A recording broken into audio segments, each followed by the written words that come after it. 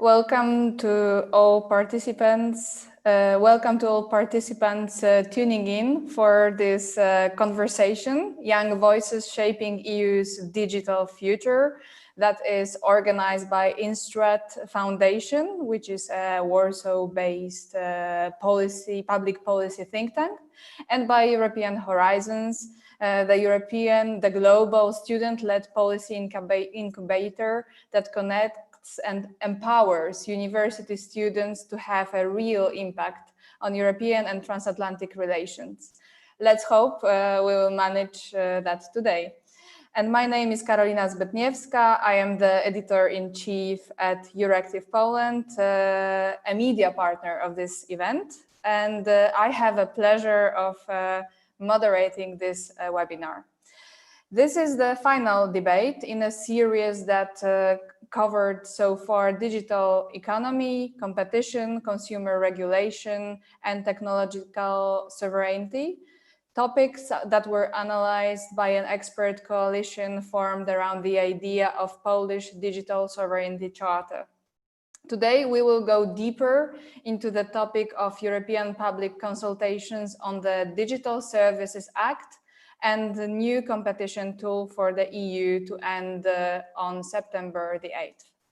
This discussion is extremely timely, also because of course, the coronavirus pandemic that has accelerated the ongoing fourth industrial revolution, which has been already taking place, and its main technologies are artificial intelligence, Internet of Things, autonomous vehicles, robotization, and last but not least, digitization, permeating all spheres of our lives, all of them. So it's also a perfect time not to wait any longer, but to regulate the digital single market so that it serves European citizens, European companies, and EU's competitiveness, and not leaving it to be the uncharted territory where foreign giant tech companies access our data, not paying their fair share of taxes. So today we will talk, quoting Winston Churchill, on how not to waste such a good crisis in terms of the digital single market. And our guests, our great panelists are William Exerting from Brussels, Associate Senior Research Fellow and Head of Digital Forum at Center for European Policy Studies. Good afternoon. Unmute myself. Good afternoon. Good afternoon. Diane Forey from France and from European Horizons, Sciences Po, MA student in French and Common Law. Good afternoon. Good afternoon. Emilia Michałuszko from Poland, Head of European Horizons at University of Warsaw and BA student in Law and Finance. Welcome. Good afternoon. Good afternoon. Jan Penfrat, Senior Policy Advisor at the European Digital Rights, IDRI. Welcome. Good afternoon. Hi. Philipp Rombach from Germany, European Horizons Director of Policy and Master of Science in Electrical Engineering. Good afternoon. Hi. Hi, good afternoon. And last but not least, the representative, the head of our organizer, Jan Zygmuntowski from Poland, chairman of the board at Fundacja Instrat and the PhD candidate at the Koźmiński University. Hi, everyone. Welcome. So let's get down to our today's business, digital business. And I would like to ask you all the same question, but please add your personal, individual perspectives of you being students, of you being experts, policymakers. So the first question would be, what is your perspective on the digital challenges and how the incoming EU regulations could bring a positive change? So I will maybe start with alphabetically this time. So with Mr. William Atchison. So the floor Okay, is and yours. how long would you like me to speak for? Just I would like you to speak up to 5 minutes, please. up to 5 minutes. Wow. Okay, that's a lot. Yes, but of course, without wasting any seconds for. Right. I've wasted 45 already. So yes, I'm coming from a background where obviously American, but have lived in Europe for 30 years. And as you a foreign worked at correspondent, Google. and I worked at Google. That was the next thing I was going to say. I did work at Google. So I do think that both sides of the Atlantic, there's challenges facing. I mean, I remember when I started at Google, it was not small, but it wasn't a very big company in many ways. 15,000 people, 20 billion in revenue. Now it's 160, 150, 120,000 people, so much bigger. And I think, that calls for more responsibility on the behalf of, these are big companies with big influence. Unfortunately, I think a lot of the subjects that you raised, though, to me, there are a lot of, centrist populist rhetoric. One, do the tech companies pay less tax? No, and every study shows they pay as much as the Starbucks pays, or on bricks and mortar companies pay. They may not pay it in the places you want, but they do. Should they have more responsibility, and are certain of them digital gatekeepers? I'm sort of skeptical to that. I mean, is European surveillance law one of the issues?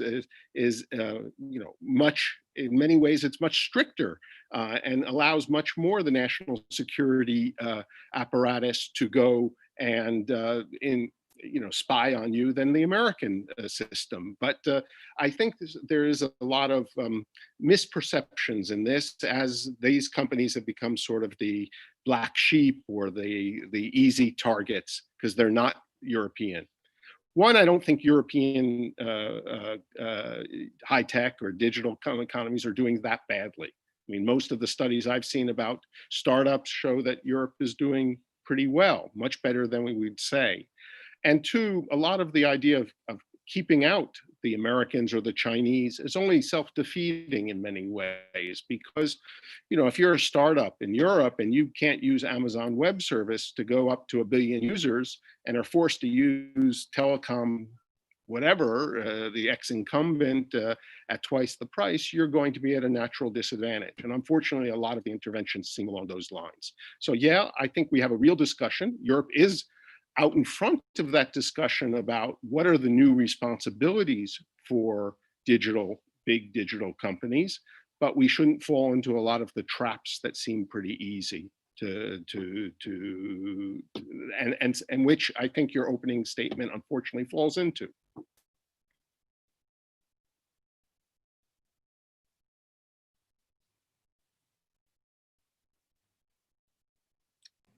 You need to switch on the mic. Yeah, I was going to say, I silenced her.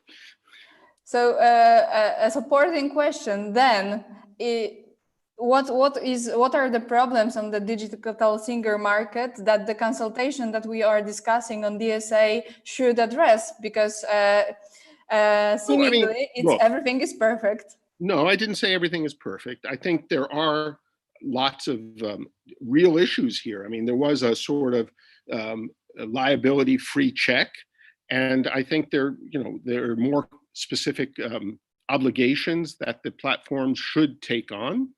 To be concrete, for example, if you were looking about illegal counterfeits on marketplaces, there's no reason that platforms shouldn't do a better know your customer.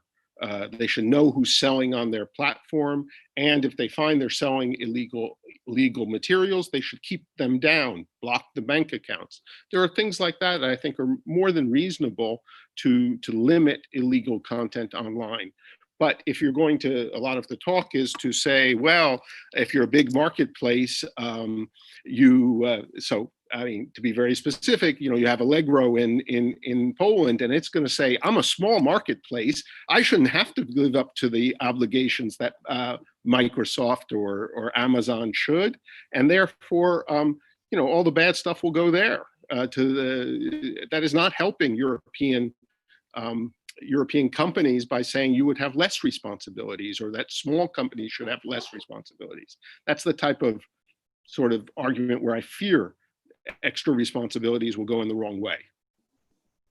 Okay, I would have a lot of additional questions, but let's well, at least continue. I was provocative let's enough continue, and I would like also that so that we don't have, you know, statements. So that now, please, everyone, not only answer my questions. I'm very much all right that you also do ad vocem and you also address other speakers' words. That's perfectly fine. So now I would like to ask Diane Forey the same question. What, in your perspective, are the biggest digital challenges on the EU market, and how the EU regulations can address them? Thank you. I would firstly say that this is an urgent need. A regulation is very much needed, because the last one was the e-commerce directive in 2000, so 20 years ago. 20 years ago, the internet looked nothing like it does now. And now we have platforms, digital companies that have taken so much place into our everyday lives, and that we need to find more ways of, if not regulating them, well, at least making sure they are functioning correctly, because they have evolved in the middle time with a lot of legal loopholes. I'm thinking about Uber. For instance, this is a company that you can now work 70 hours a week and just earn minimum wage. The EU has tried to harmonize the laws and to make general rules. First, they have tried, prior to this Digital Services Act, they've written 2 directives, one on selling digital contents, one selling digital goods, and to give power back to users, powers that have been lost little by little as they kept on growing. And this is really important, that they keep on creating a legal framework for these big tech companies and digital actors. But do you think that the problem lies on the side of European Commission and the European regulators? What stands in between having an effective regulation? You have said it has been 20 years. So why nothing has happened? What is the barrier in your view, in short? No one agrees. Why would Ireland want to have and develop a legal framework about taxes, notably? Why would Netherlands, Luxembourg, why would they do that, and why would they agree to do that? That's a big problem. I think it should be about time that European institution votes not at the unanimity, but proportionally. That would do a great job. Thanks a lot. Now to Emilia Michałuszko. So what is your perspective on the digital challenges in Europe, and how can we address them also at this time of the public consultations? I'm going to speak from students and usual user of the internet. The digital economy touches all of our activities. It concerns especially today's generation. And even if somebody wanted to run away from Facebook, Microsoft Teams, or Zoom, it wouldn't be possible. Now studying or working just require our presence in digital mediums. This process has even accelerated due to COVID-19, and especially the pandemic has proved how important are those legal frames, like Diane said. They are needed at least to ensure us that we have some protection in the internet. And recent years have shown that we cannot feel entirely safe in the internet.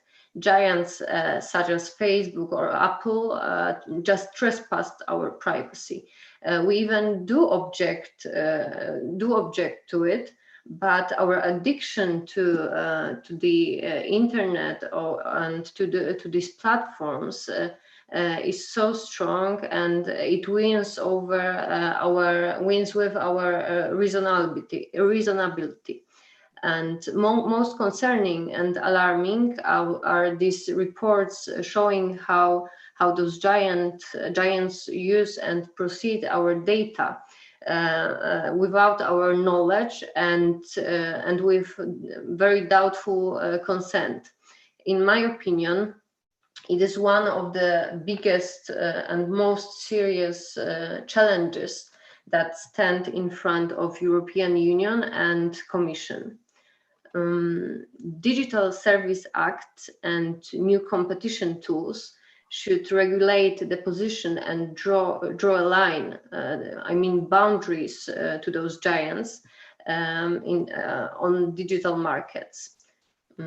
Digital platforms ought to be a partner, not a dominator for usual users of the internet. We should not be afraid of bold decisions and even over-regulation, because we have already felt what no regulation means. And good news is that European Union and European Court of Justice have noticed that this need and threats. A great example is Schrems II verdict, which negated the policies of proceeding and transferring the data between Europe and United States. Okay, thank you. So it's interesting what you said about that it's impossible in a way to escape from Facebook, from Zoom. And actually, Facebook has become our private life in a way, a huge part of it. Zoom has become a huge part of our professional life, and the Google of our library, and the same with Amazon. And but even if we have, for example, algorithm sharing duty from the side of big tech, it will take years or if not decades to be a real competition for these companies that already have their monopoly in a way. Maybe not everyone here will agree with me. So do you think it's wrong that, for example, Facebook plays such a vital role in our today's life? So shall we become complacent about it and just leave it? Or like internet has become, there is one internet. It is one sphere of our existence. And maybe we should allow Facebook to remain our sphere of our private lives. Shall we offer the competition, or maybe we should accept this reality that it is there and just regulate it as it is now? We all agree that Facebook is a dominator because they were first. The whole idea, they were first, and as the competitive market ensures us that might be a effect that there is one dominator, but in case we have those legal frames and if they will be more extended. And when, for example, the whole idea of data protection will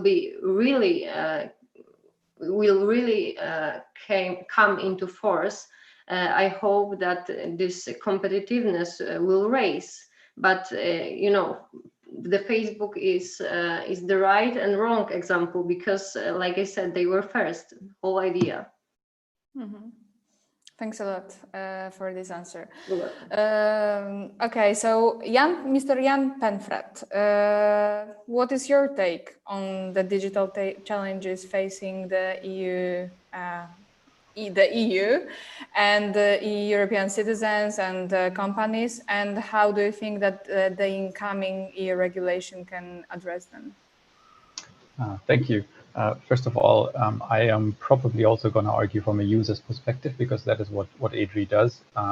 We defend users' rights in the digital environment. I would quickly like to pick up on something that Bill said, what I thought was interesting. He was worried about EU legislation trying to keep out big American companies, and it sounded as if EU legislation was kind of a nationalistic project, and I can see where this comes from, because sometimes the Commission's rhetoric sounds as if this was really all about kind of taking back control for European companies. If that was really the main purpose, then I would be seriously worried as well. Yeah, and that really isn't what I meant. I mean, but okay. Actually, as we listen along, I think we share some fears that everyone's talking about big companies, but I think my main fear is government overreach, and there we would be. No one is talking. The danger is Facebook, or is the danger Chinese crushing of social networks, or Turkish crushing, or free speech laws like we're seeing diminished in Germany? They both certainly are. And I just want to point out that I don't believe that the main purpose of the European legislation that is coming at us at the moment, namely the Digital Services Act, is keeping someone out. I think what should be done, and what I would hope that the Digital Services Act is going to try to achieve, is limiting the enormous power that the big tech companies have acquired, both in terms of financial resources that they have at their disposal, but also in terms of what the systems that they have built, social networks, microblogging platforms, all kinds of platforms, marketplaces, and the power that these systems provide them with over everybody's lives. And the power partly stems from, in my view, from their sheer size, but they're explicitly built in order to generate that power. And that is very closely linked to the business models that these platforms have, which is advertising, personalized advertising. So showing advertising to people in a micro-targeted way requires them to collect an enormous amount of information about all of us. And in order to do that, they literally need to spy on us every day. And as a second factor, they also need, in order to maximize the revenue that they make, which is their purpose as companies, they need to make sure that everybody sticks on that platform for as long as possible. They call it engagement. And so making sure that every user spends as much time as possible in front of their screens on those platforms. That's one of their goals. And that's neither bad or good. It's just yes, exactly. I also would like to my readers to stay as long as possible on my website reading our articles. So, and exactly. I guess IDRI wants the same. Exactly. So now imagine that your website was the only one out there, right? So you would grab already all of the attention, and you were a monopolist player. Then obviously that gives you a whole amount of power. So I just think the power imbalance between the platforms that we use, where we kind of believe we are kind of their customers, but we aren't. We are really their product, and the users on the other side has just grown over time, and that's why I think EU regulation has a big part to play, because as I think Diane had said in her statement, the initial regulation that is in place today, the e-commerce directive, is 20 years old and is totally not up for that task. we hope that, I hope that the DSA will play a big role here, and that we can maybe dive into the details. Yes, but do you think that really it will target micro-targeting and the harmful content? Do you think that the European Commission, European Parliament, but especially European Commission, will dare doing that, because it's a big move. It is a big move, and it's about culture, it's about censorship. There is so many aspects to this discussion. There is a certain amount of speculation, obviously, if you talk about what we think, the Commission might do or might not do in proposing the Digital Services Act. But if you look closely at the questions that the Commission has asked, and if you look closely at the statements that members of European Parliament have made in the past half year or so, or past year, on this particular topic, then I think it's easy to see that that many people feel that it's time to go those bold steps. And obviously, I can't say if, at the end of the long legislative process, this is what is going to come out of it. That we will have to see. But I can certainly tell you that organizations such as ADRI and the 44 member organizations that we represent across Europe, we will certainly fight for this to happen. Great. Good to hear that. Thank you very much. Mr. Philip Rambach. So again, the same question to you, the biggest challenges on the digital market for the EU and how to address them. Thank you, Carolina. I would like to use the opportunity to respond to what Bill said. There was one point where I really agreed with you, Bill. The goal should not be to have a European Google, to have a European Amazon, to have a European Facebook. That's just the same monopolistic company again. That's not what we want. What we want is real competition, no matter whether that's a European competition, an American competition, or, I don't know, an African competition. And I think where you walked into the trap is regarding the gatekeepers. Finding out what gatekeepers are is really one Google, Yahoo, or DuckDuckGo search away. It's basically 5 points. A gatekeeper is characterized by extreme economies of scale and scope. Big tech has those, right? We cannot deny that. Second, strong network effects. Obviously, that's the case if we're talking about social networks. Thirdly, zero pricing and data dependency. Zero pricing is exactly what you have with Amazon. So the user doesn't pay. It's usually the second user, so the advertisers that are paying quite a lot.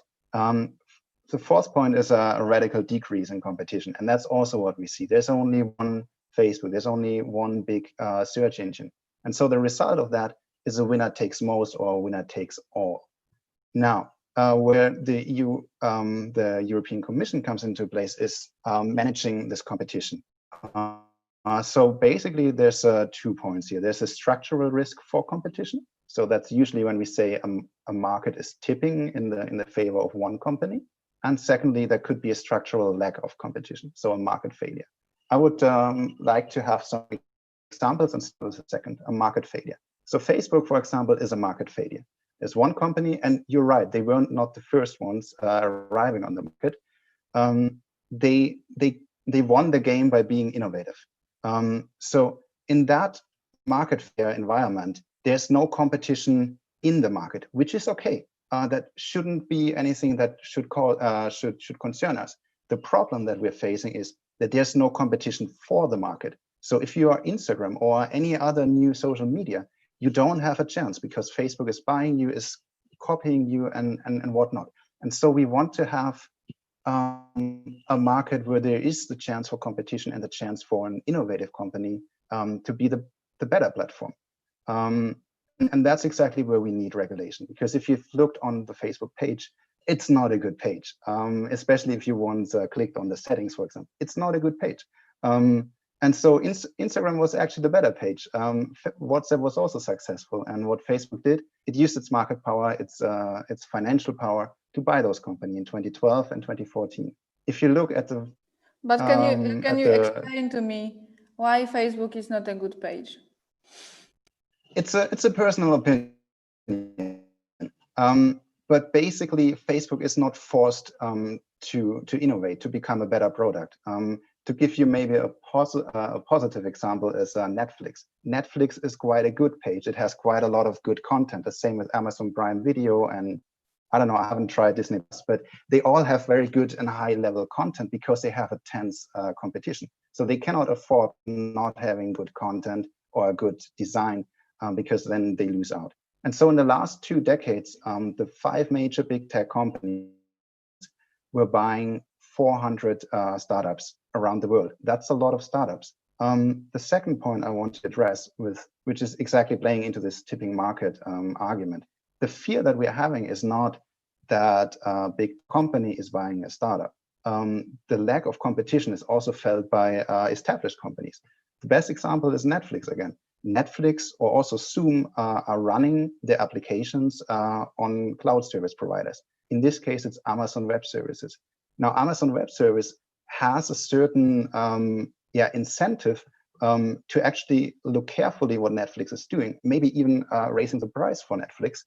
Not saying that they are doing it, but they would have the chance to do that. They would have the chance to use that power to favor their own product, which is Amazon Video.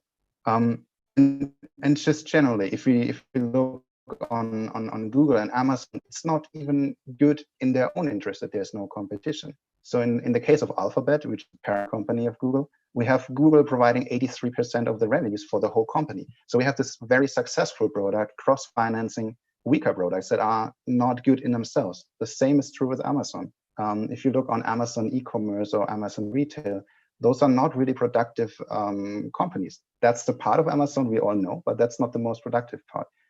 So the money-making machine is actually Amazon Web Services. But at some point, Amazon Web Service doesn't profit from that because their revenue, their good product suddenly has to finance other products of the company that aren't as good. And in the long run, again, there's an incentive for other companies to switch providers. So we might see even Amazon or Alphabet on their own making the decision to be separate companies. But nevertheless, we need to have a EU regulation in place that regulates the competition aspect to have a fair market, so to have a chance for a new company to emerge, whether they are American or Europe. Yes, Margaret Vestager told me that she is not against big tech nor big companies. She's against any company being unchallenged. And I think it's about it. So last but not least, the question goes to Jan Zygmuntowski. So what is your perspective on the challenges facing the digital market of the EU and how to address these challenges? So let me first start by saying that my perspective might not always be the perspective of everyday citizens and privacy. I will try to focus on economy and competitiveness. And I want to disagree actually with what Philip said, but just a little small piece. You said that they won by being innovative, speaking about the dominant players, but that's not how it actually went. They won by being predatory. And when the dot-com bubble happened, a lot of really, and let's say it openly, a lot of failed ideas have completely collapsed. They went out of business. But the ones that stayed or were set up in a couple of years later perspective, they were the ones who decided that they just need to take, reshape, redivide the internet between themselves. And they actually changed the internet from being based on, open protocols like email protocols, HTTPs. They changed them into these ecosystems of walled gardens, of platforms, so to speak. So today we speak a lot about platform capitalism, not really digital space as an open thing. And we still enjoy emails, but when we see how much time we spend on emails and how much time we spend in different ecosystems of the platforms, actually the division is quite different, and it's sliding towards the platforms themselves. And I think the extra responsibilities that you talked about, Bill, it's not about putting them on everyone and pushing the startups now to print those huge codes of conduct and constantly reapply new regulations on themselves, but it's about dominant players and gatekeepers, because they are the ones who do a lot of these things. And I think just listening to the US Congress hearings or to the experts in the field, a lot of those things, like for example, being a referee and a player in the game, like what Amazon does, right? When they have shopkeepers, but also they have their own shop and they cross-use the data.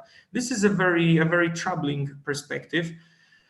And it sure harms competitiveness. And it's not only about being challenged, but also about internally feeling that you have to constantly innovate. It's a very interesting model presented by Philip Aghion from the London School of Economics, where he shows how big tech, by buying up all those small players, first of all, restricts the innovation from the small players to spill over to the rest of the market. But then also it doesn't allow the smaller innovations to challenge. So it goes both ways. And I think also a very important point was about keeping out the US companies. This is definitely not what we want. Internet is global. We have to admit this. And the problems do not concern only US, they concern also Chinese companies. We have a lot of problems with, for example, customs not being paid by shipments from China, data being used. I mean, we know that Schrems 2 decision shows that that privacy is being invaded by US companies, but we know the very same thing about data going into the Chinese systems. So here we are afraid of also government overreach. I mean, because the government also takes data both from Facebook and from TikTok. So I think to sum all those things up, and not to delve into these particularities, I think what we need and the Digital Services Act and these new competition tools could be is a kind of overarching huge regulation that, kind of like Diane said, after this 20 years of the Wild West, will establish rules in a market that is very similar to markets like railways, like utilities, and like telecoms. If we have network effects, we have to understand that these are utilities. This is a network businesses, network economy, and these are always very strictly regulated pieces of economy, sometimes even with regulated prices or with enforced interoperability. This is especially in railway, where it opened the space for new players. Sometimes there's a split up, right, between the ones that operate network themselves and the ones that sell services and operate other things. There is no silver bullet solution, so it's great that we're talking here and we're so many perspectives, and maybe we have to go into details actually. So I think that's where I stop here. Yeah, so maybe I will ask you not to stop here, because you gave a really nice diagnosis of the status quo, and but the second part of the question is exactly the silver bullet searching. So what, in your view, are the major blocks that should find their place in the new digital regulation of the EU? The fundamental ones. Yeah, I'm not an expert, as I said, on privacy and on fake news, disinformation. So let me just slide over this part and hand it over to other speakers who have much more expertise on this. I would just stick to three main things. First of all, there decidedly has to be some kind of barrier between different businesses, this like cross-financing, cross-data operations. You cannot be a referee and a player in the game. That sticks to Amazon, that sticks to Google, that sticks to Facebook.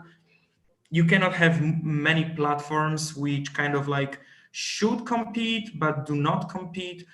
there has to be some kind of barriers, and I don't mean it has to be a breakup of companies. I don't think European Commission can say we will break up US companies, but there definitely has to be some kind of barriers, and maybe, you know, very strong regulatory body that watches if there is some kind of transfer of data. Second thing is definitely data. I mean, they cannot stay in the silos. They cannot be kept, because data economy is all about knowledge spillovers. And we need the data in the hands of scientists, in the hands of innovators, startups.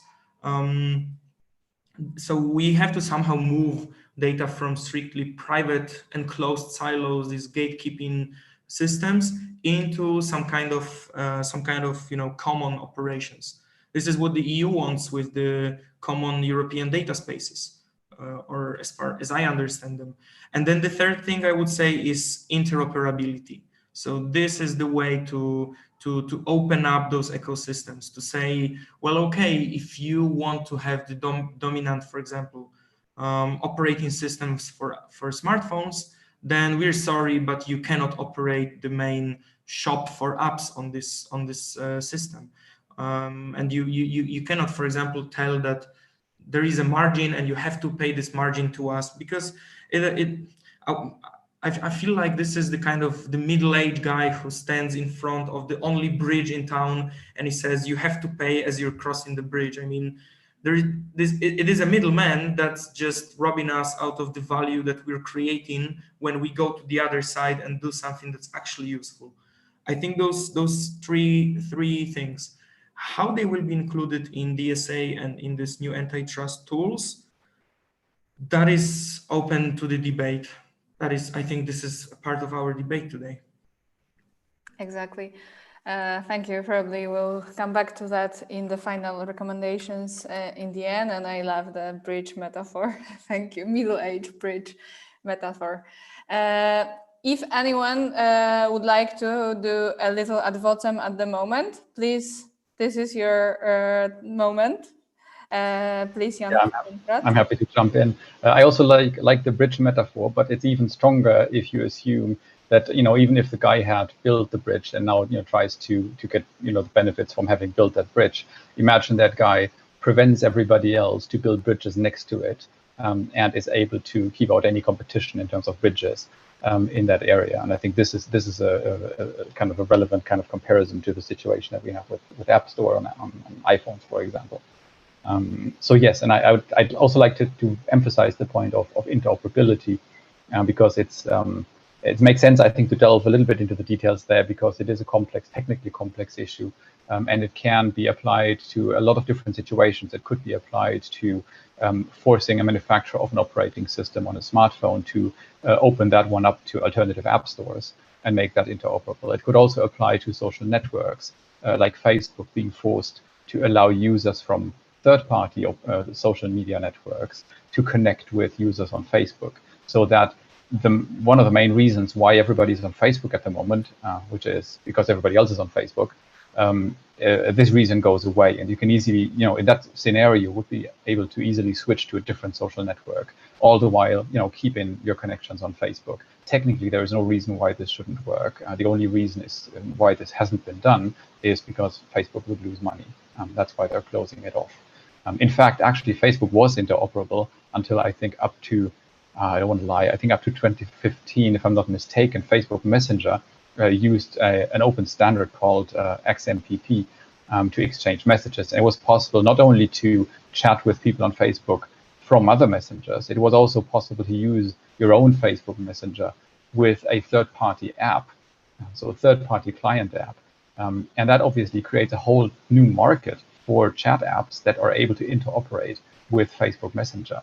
And so there are different angles to look at this interoperability question, but all of those, no matter how you look at it, have the potential to open up those closed up silos that Philip and Jan were talking about, and you know, increase competition and increase user choice. And that will, you know, lead to a whole other bunch of positive developments in the long run, if that happens, of course.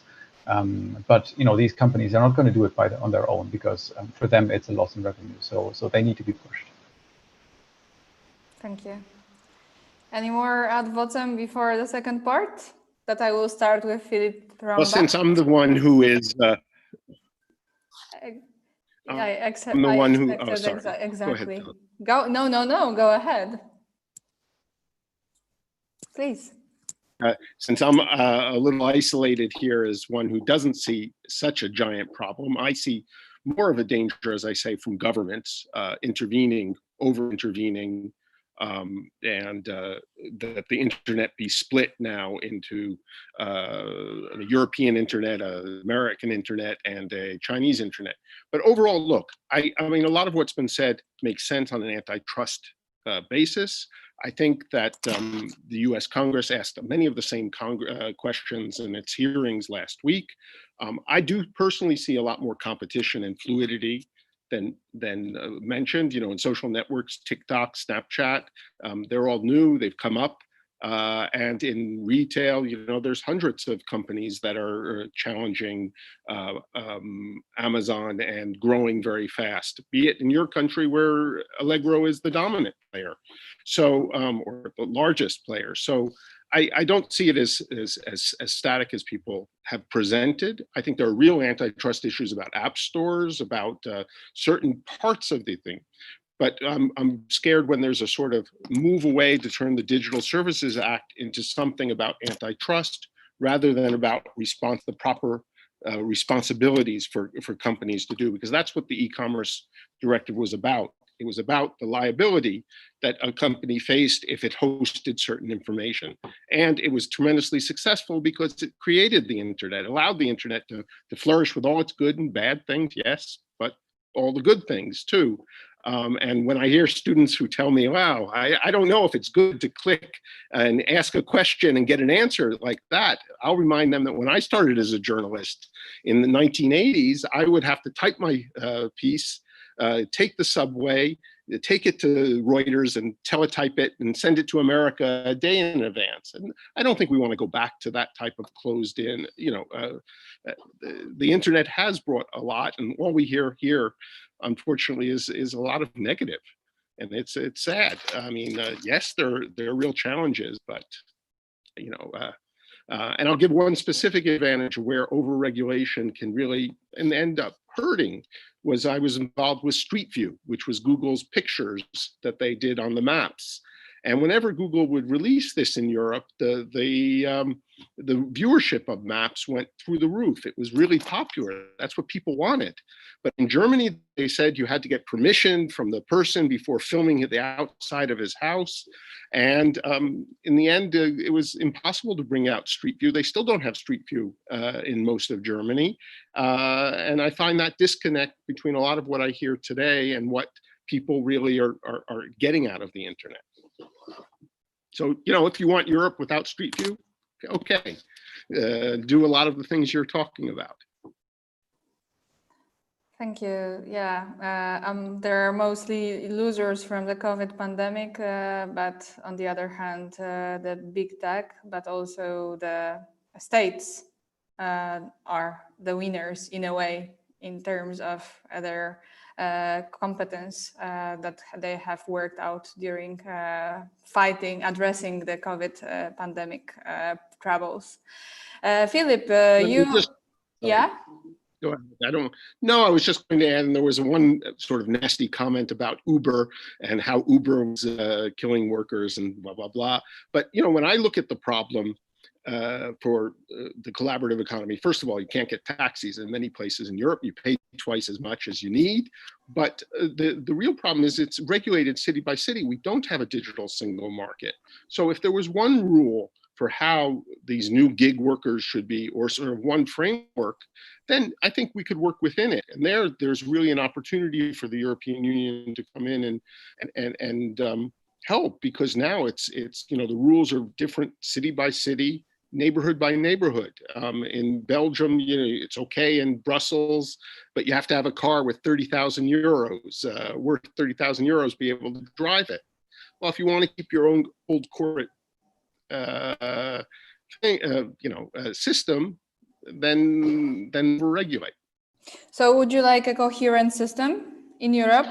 I would like a digital. Would you like a coherent taxes? Sorry? Would you like Yeah, also well, coherent I think taxes? The one tax?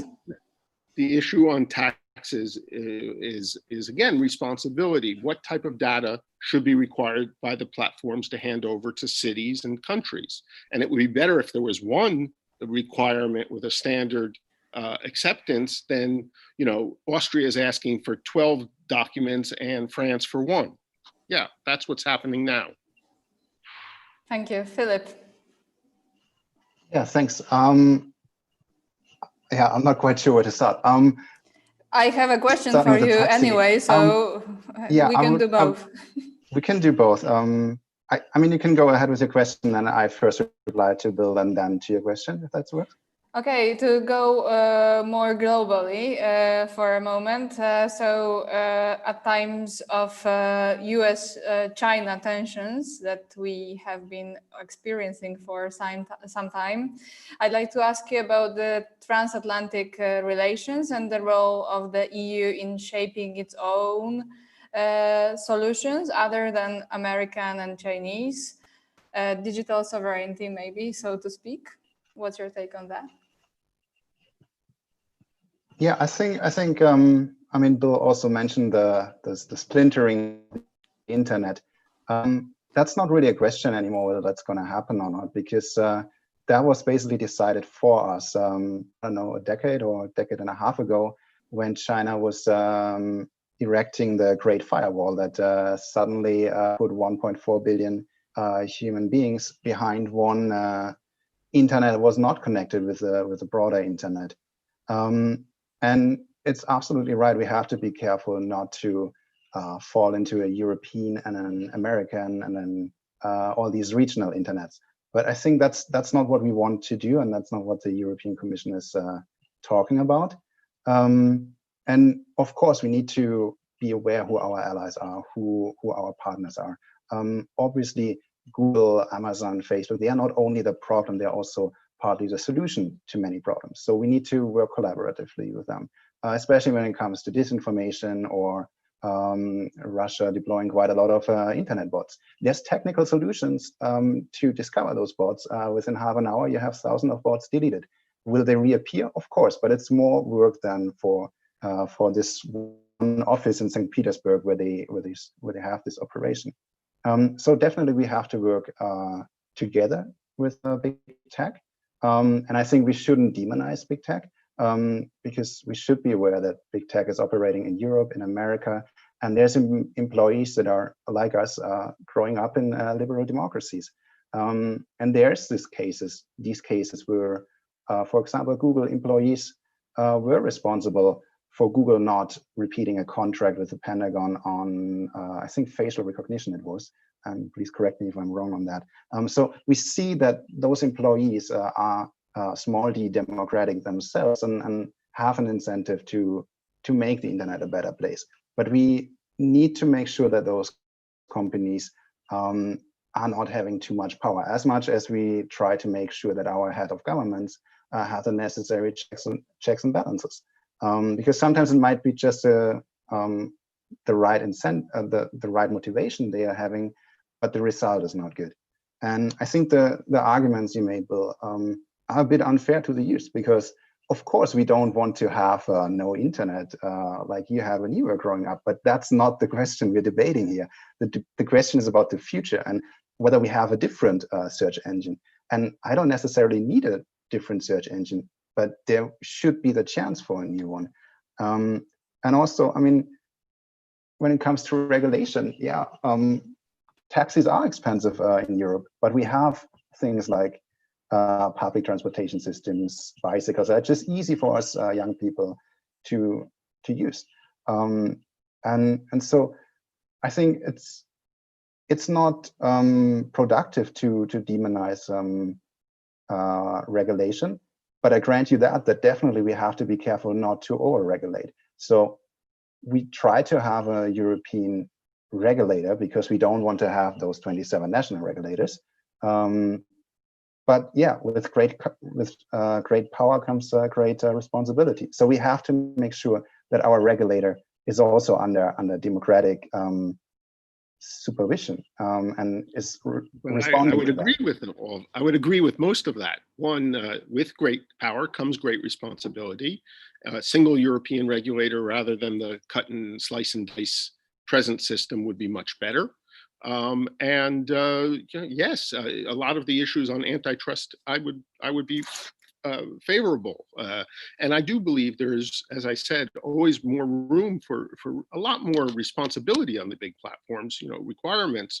But I'm scared that, you put different levels of requirements, and that basically all the bad stuff will go where it's least regulated. If your goal is to get rid of bad stuff, or illegal content, don't make it easier or less liable for others to host it. That would be mine.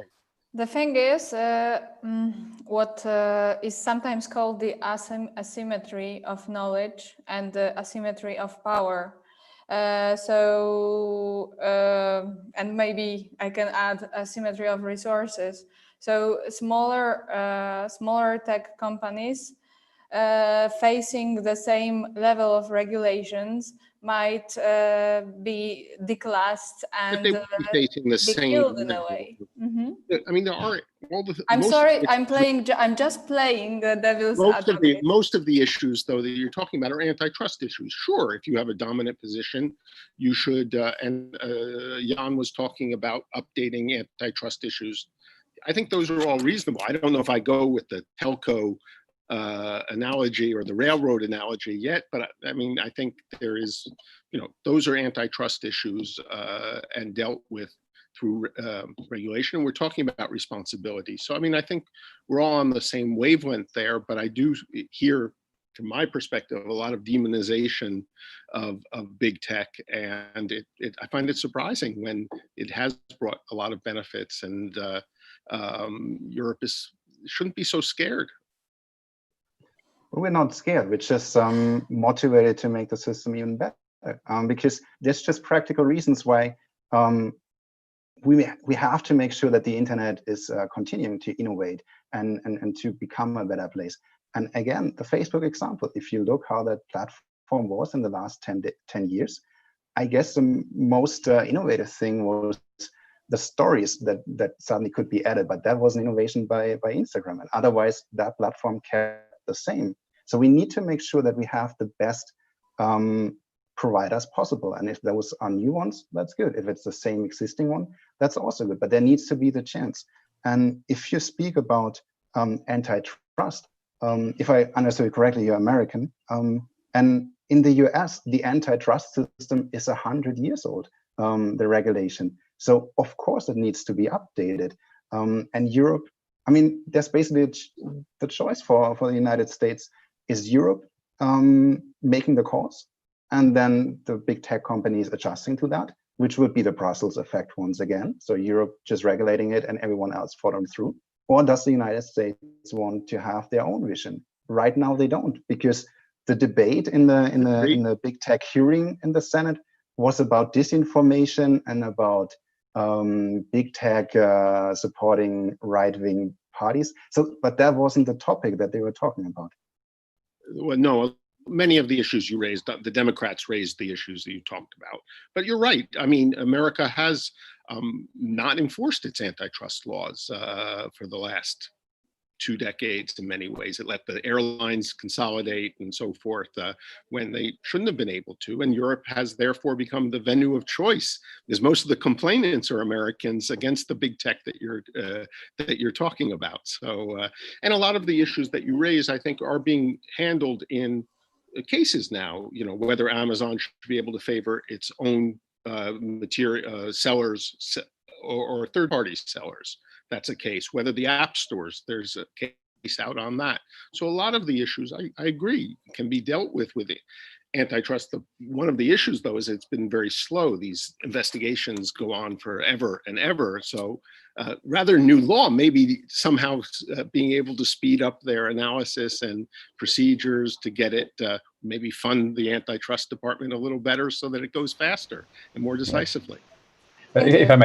If I may jump in here, I think that's a really crucial point. I think admitting that the antitrust law as it works today, both in the US and in Europe, isn't fit for pursuing things like, like the major platforms that we're seeing on the digital market right now. I think that's a really important acknowledgement. And then starting from this, obviously, we can start a thinking process into what needs to be updated. And I would like to stress from a user perspective, the lack of competition in many of those markets is not necessarily so bad because Facebook hasn't come out with another innovative product, or because Facebook hasn't changed the colors of the platform often enough. That's not the thing. The thing is that there is a whole bunch of other things, like ways that a social network could look like, including a social network that actually protects people's privacy. And all of this doesn't happen as long as Facebook is around with the power that they have, because everything that springs up, they would just buy it up. So I think what we need competition for is not another Facebook that is otherwise similar but European, or otherwise similar but has one more functionality, or otherwise similar or has a different color on the website. What we need is the space on the market for fundamentally different ideas to build this tech, because the tech that we've built so far and that is dominating the market is hurting people everywhere, every day. And this is what needs to stop. And this is what I hope legislation will focus on. Sounds important. Thank you. Jan Zygmuntowski would like to add something. Yeah, I just wanted to say that there was a recent study, I think, released a couple of days ago by DuckDuckGo, which is an alternative search engine. And they just did a very simple study that when you have a new browser, you could choose which is actually the dominant search engine. And 20% people automatically chose a different one than Google search, just because they were given this one opportunity to click and easily switch. And Google pays millions of euros to producers of even Mozilla to a certain point, until Mozilla now has chosen to protect privacy in some ways. But they have been paying Mozilla and in the past and the other producers, Safari, so that Google search becomes the main search engine. And so it's pretty simple to actually just take a look at all those connections and have one regulator that severes these connections or monitors them, says this is trespassing, this is too much. And I fully agree with Bill that one framework would be the best. We're trying to, in Poland, we're trying with the Polish Digital Sovereignty Charter, we're trying to also push the Polish authorities to do something more and to operate on a national level. But we know that the main changes will be on the top level. Now we will have the German presidency in the EU in terms of, for example, the gig workers on Uber or Airbnb. We know that they have very bold ambitions. Let's see what they will show. And just to come back to something that has been said at some point, in general, why young people rebel against the internet we got, I would just say that we were raised in the promise of the internet, giving freedom, allowing for entrepreneurship. But just to quote Buzz Aldrin, we didn't go to Facebook, we didn't invent new things. We just got free coupons for Facebook marketing for our small shops, and we see them overtaken. And we just want the promise of the internet that was so interesting in our young, when we were youngsters. We just want this internet back, the internet of much more possibilities. That's what I would say. Maybe it's utopian in some way, but that's maybe utopias are good benchmarks. So I would like to ask Emilia Michałuszko, to what extent, in your opinion, can and should regulators and regulation influence technologies and the giant techs? And is the change of the status quo that we are describing here feasible? Mm-hmm. I must say that law definitely can and definitely will affect big tech, and I'm not saying that because I'm a law student, but I truly believe it. And the best example is GDPR, General Data Protection Regulation. And first and foremost, it raised awareness. Having signed the consent for 1,000 times, people started to think what they are really giving the signature for, and they got interested. Although many issues concerning, for example, the data portability, the right to be forgotten, and the whole access to the given data require improvement, even though it is guaranteed in GDPR. I think that the whole procedures are too extended and too complicated for usual users. But technology is always created by interplay of law regulations, which draw those guidelines, and innovation that comes from science and companies' investments. And the Digital Services Act is being prepared for years. It should, according to me, it should guarantee the protection to services users, and what is significant, it should limit this broadly mentioned dominance of America and China through proposal for better solutions. I mean solutions such as criticized by real digital taxation, antitrust tools, and very important, securing digital rights. And that all together would enforce other companies to listen the voice of Europeans, I hope. Maybe here we do not have giants like Google, like Facebook, and like Amazon, but we cannot forget that our smaller businesses, smaller companies, all together make the biggest economy in the world.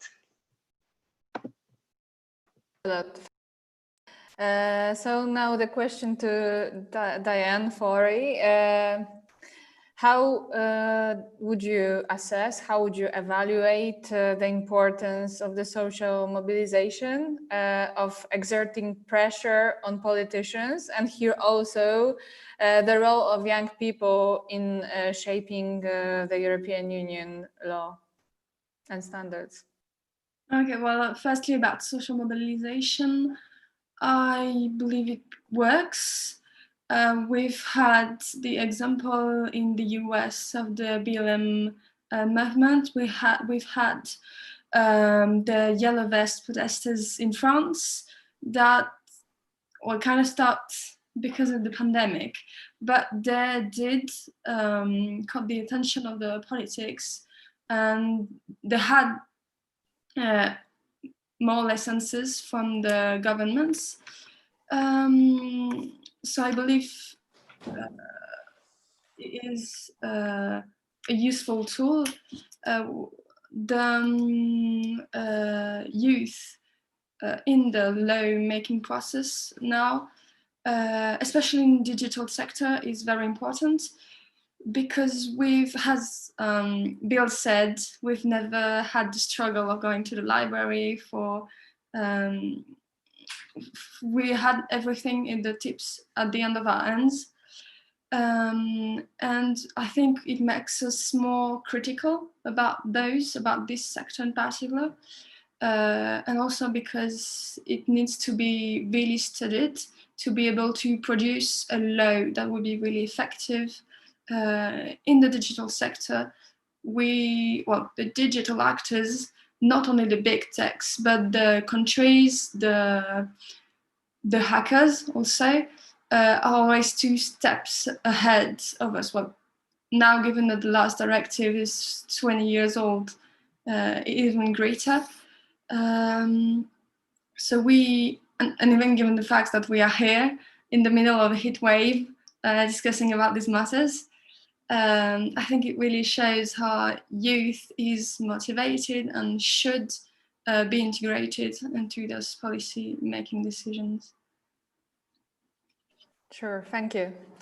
Jan Zygmuntowski, so the question to you about antitrust regulations and about if they and interoperability will have positive impact of the competitiveness of European companies. We already know that you think that yes, and how, but please tell us how will it have such an impact. Right. I also noted down that I like what Emilia said about this piece, which also here now connects to this interoperability, but also to antitrust. And I think because the EU consultations are actually about the DSA can have this interoperability part, and it's in there, it's in the DSA. But the second part of the consultations that we didn't expect really that much, because it was just announced that there is the second part, because DSA everybody knew will be there, is the new antitrust tool. And there are several options, and we think now that the best option here, because this tool will stay with us for some time, and it's the question of how do we even want the new competition and antitrust law to even work. And we think that at Instrat, out of the options that we have, we think that what the European Commission presented as option 3 is the best. It is the idea for a market structure-based competition tool, which has a horizontal scope. So to give you an example, instead of the dominant players, we look at the entire market structure, and then we can see how in a horizontal scope, so not very strictly in one sector, but we can see how, for example, what happens on one piece of the market actually spills over to another one, and then it happens in the entire market. Very often the biggest players say, they kind of claim that the market they operate on is way bigger than we see it. For example, for most of us, there isn't really no competition to Facebook and Instagram. If you run a business on the internet and you want to promote yourself, you either buy ads on Google AdWords, on Facebook, on Instagram. In Poland, for example, out of all social spending on the internet at all marketing spending, over the half of it is spent only in those 2 companies. And the rest is all the other forms of internet marketing. So, but then Facebook and Google come and say that they operate on advertisement market. So then you include radio, TV, billboards, leaflets, and then you end up with a huge market that is, and they are not dominant players anymore. But if you take the entire market and you use the tool on the entire market, you can see that you can be a non-dominant player, but still influence it in a significant way. So just because, for example, you have this piece of market that nobody can even fight for, or that is, it cannot be substituted by any other form, right? So this market structure-based tool would be very interesting, something new in some way. But we live in a data economy. We can measure these things. We build models for these things, so we can measure this impact, and it should be done. And coming back, because I liked what Emilia said, and I actually then avoided what Emilia said. And coming back to it, is that you said that innovation is created in this interplay. And I think innovation and technology, and it is to some extent true, is created first of all by people who fund research and development, then by regulations which set out the path, then the companies invest in some stuff. If some technologies take 20 years to have the return on investment, then the companies which invest on them will not invest again in 20 years because they are waiting for the old investment to get the return. So actually sometimes, and this is what GDPR has shown, for example, Deloitte, the consulting and lobbying company, they claimed, and they had these models that supposedly GDPR will completely eradicate 3% of European GDP. And it did not happen. We did not see this happening. What we actually saw was that there was an even greater interest in how we protect privacy, in new investments in IT, new investments in also in education of IT specialists. So they have these new skills, you know, to protect data and privacy. So actually, we should look at regulation, and we should do them smartly. Again, we should do them smartly so that regulations also spur innovation and like push us in this new innovative way. So we set the standards. You know, it's what Mariana Mazzucato often says, the UCL professor and the chief advisor of Horizon Europe, which is different from European Horizons. To mention this, I mean the main R&D program of the European Union. She always mentions this Apollo program of how we set up a goal that was, you know, unthinkable to some extent, but then we gave the funding. That's important also, the funding part. We gave the funding, we gave the proper regulations, and we said we want people on the moon. And once we set a huge goal, a lot of innovation has been created, and we use them almost all the time in our smartphones.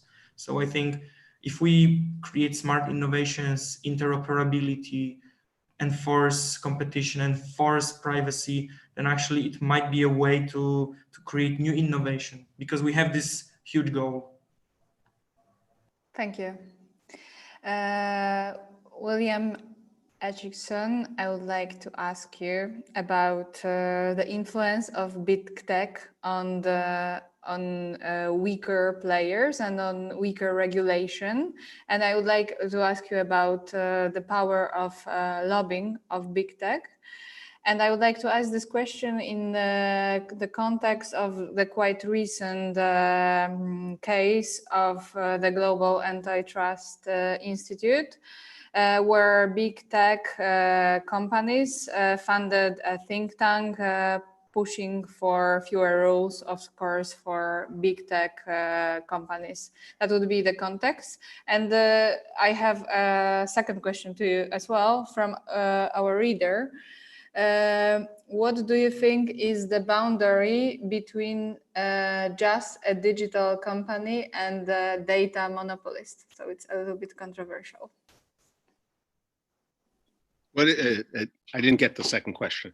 But let me just go back to what Amia said. And I mean, a lot of what I'm hearing, I agree with. On GDPR, for example, I think it's more than reasonable. I think most of tech has accepted and wants to comply with it. I think one of the challenges here is that the authorities haven't given clear guidance in many directions. There's many holes in it and haven't enforced it. As far as I know, we're 2 years into the GDPR, and not many cases have been brought to fruition. So, you know, regulation is good, but you have to really, or regulation can be good, but you have to enforce it. You can't just go out and say, do this. Same thing with the, you know, I had some worries about the speech law in Germany, the NetzDG, and we did a study, and basically it hadn't changed behavior at all of the tech companies because a law was put in and then no cases were brought.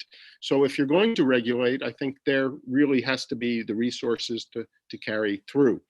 On lobbying, I mean, I think you have to be transparent. If you receive money, you have to say where the money comes from. Your active should also takes money from big tech and holds conferences and stuff. So I think, I don't know, that in general, we you know, transparency, that everyone should have it should be a marketplace of ideas. And the last question was about data monopolization or something like that. I mean, Jan, I thought what you said was really interesting. To me, I think there's a big part of the DSA is important. It's going to set the ground rules for how the internet is governed and the responsibilities on all sites. So I think it's really and it comes 20 years after the e-commerce directive, and the internet is different. We've all agreed on that. And I think, outlining the responsibilities, we can give a lot more responsibilities to the internet companies about controlling illegal content online. But I think the antitrust laws should be also bumped up, but I still find a lot of the thinking around digital gatekeeper, what is a gatekeeper, what isn't, very vague, and many ways going to be risks being counterproductive and reducing competition rather than enhancing it. And that's where my concern comes. But I think, it's things that we could discuss offline, and I'd like to learn more from you about that. So thank you very much. So a question to Jan Penfrat. Two questions. So the major one, how to understand the digital rights of citizens of the EU and how DSA can serve them. And the second one, following your agenda at IDRI, as I warned you before about this information. So we have a question: is it achievable to protect users from the fake news plague by DSA and similar regulation within the EU? So these two questions to you. Wow, those are big questions. I'm going to try to break it down. So the first question, I think, evolves around what kind of rights should or do exist online. What kind of digital rights? And if we say digital rights, what we really mean is human rights when you're on in the digital environment or in digital context. So it's not new rights. It's just the basic human rights you already have. It's freedom of expression. It's freedom to privacy, or the right to privacy. It's the freedom to access information, which is part of freedom of expression. It's the freedom of assembly, which is online just as important as it is offline. It's also the freedom or the right to be protected against discrimination, which is super important. And it is very difficult to kind of sum up in very brief words how the DSA can kind of help protecting on and kind of enforcing all those rights, which are already there. The DSA doesn't have to create them. We already have them, and that's fantastic. But I think the DSA can play a role in, as Bill has said, in regulating the responsibilities that, for example, social media platforms have to take. And so there is one trend that we see, and I guess that's where Bill and I would potentially agree, but I mean, I'm glad to also hear him afterwards, is about the differentiation, which I think is important, between responsibility and legal liability. So what some policymakers try to do is that they say, well, there is disinformation or illegal content on Facebook. If Facebook doesn't take it down, in 1 or 2 or 3 or 24 hours or whatever, then they are legally liable for this content, as if they were basically the content creator or the content uploader. And we think this is a big problem, because if you do that, you basically push platforms towards blind removal, because legal liability is a commercial risk. It's a very sizable commercial risk for companies. So platform companies will rather delete people's content, even if they can't be sure whether it's actually illegal or actually harmful or whatever, just in order to avoid this legal risk. And that's why, from a civil society perspective, digital rights perspective, we at IDRI look at legal liability as something that should not be used as a punishment tool against platforms in this context, because of the negative fallout. In terms of responsibility, of course, there's a lot that can be done. But even with responsibility, it's important for us to make a clear distinction between illegal content on the one side, so content that is clearly illegal under a national law or EU law, such as child sexual abuse material, for example, and content that is, can potentially be harmful for someone somewhere sometimes, but that isn't clearly illegal. I think this distinction is important, because otherwise you will end up with laws that will push companies to remove content that isn't illegal. And by doing so, removing lots of totally legitimate free speech and hurting the right for freedom of expression of people on the internet. And this problem is all the more impactful because we're all on the same platform, right? And so something that Facebook tries to present as, I'm always bashing Facebook here, but it could be any other of the big tech companies, but something that Facebook is pushing as an advantage, hey, we're like one centralized platform. You, politician, just ask us, we'll do it for you, right? Is actually a risk because it means that everything that Facebook does, good or bad, will automatically affect 2.5 billion users across the world. Or if they're limited to one country, it's all users in one country, but it will always affect our whole public online sphere that we have today. And since we have only this one online sphere, we really just gave it up. We just give it up to that company to decide it for us. And that, I think, is a big risk. So the diversification of platforms on the internet is super important to strengthen our ability to react against problematic content or harmful content or illegal content. Yeah. I mean, I really agree on the distinction between harmful and illegal. If we start having the DSA deal with harmful content, what's harmful to you may not be harmful to me. We have to keep it strictly to illegal content, and then we can have a real debate, I think.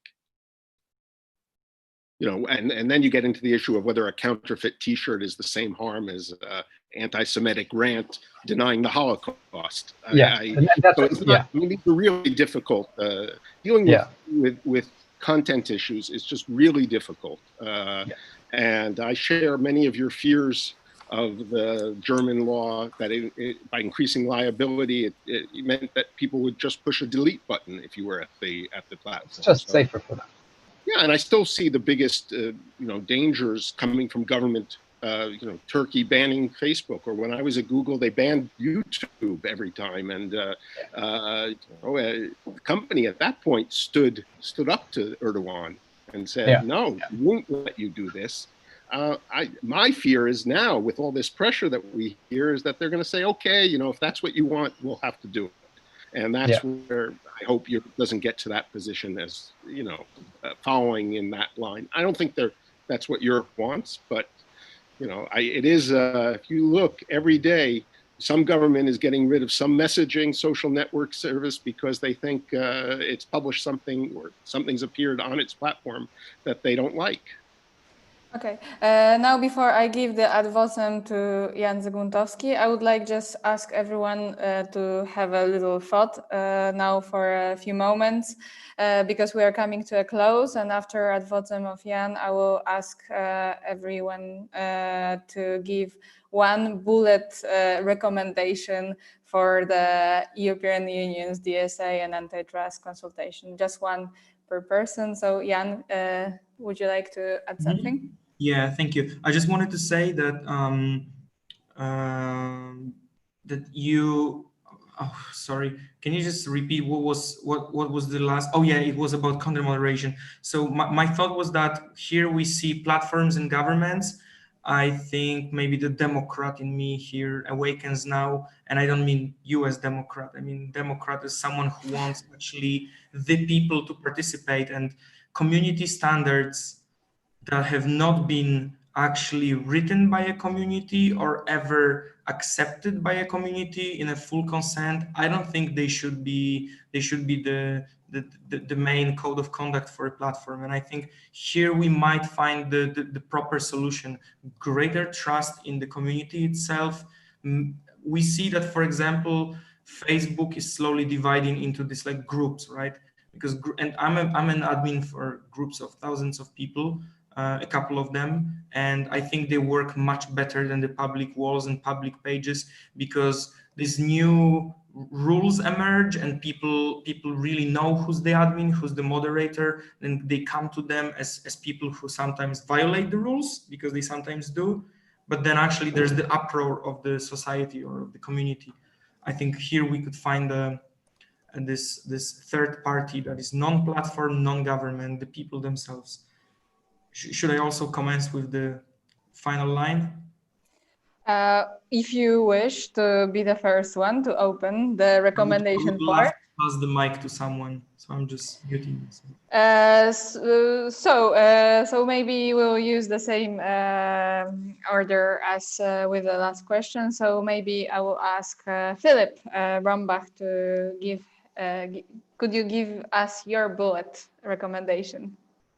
Yes, thank you. I basically agree with Jan from Instrat that in the new competition tool, where we have to, or where the European Commission has to choose between the 4 different options, it is the best solution to have a market-based competition tool on a horizontal scale, just because we don't want to have a company becoming dominant. We want to stop them before they're dominant, because once they're dominant, there's only going to be fines. And if you look on the last 3 fines, Google paid $9.7 billion US, but the annual revenue is $34 billion US. So it's just the cost of doing business. And that's why we think the 3rd option is the best one. Thank you. Third option, thank you. Emilia Michałuszko. If I need to choose, I would ease this whole procedure of data withdrawal of the right to data portability, because the study from St. Andrews University, the members of my chapter gave me that notice that even if you have the right to, for example, to withdraw or to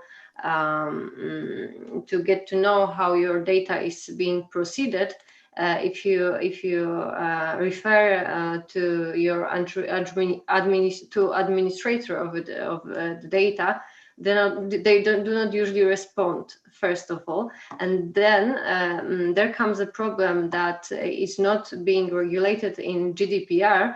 That if you write to the administrator to ask for the access to your data, they can tell you that they have your photo, your name, your surname, but they do not say how they proceed your data.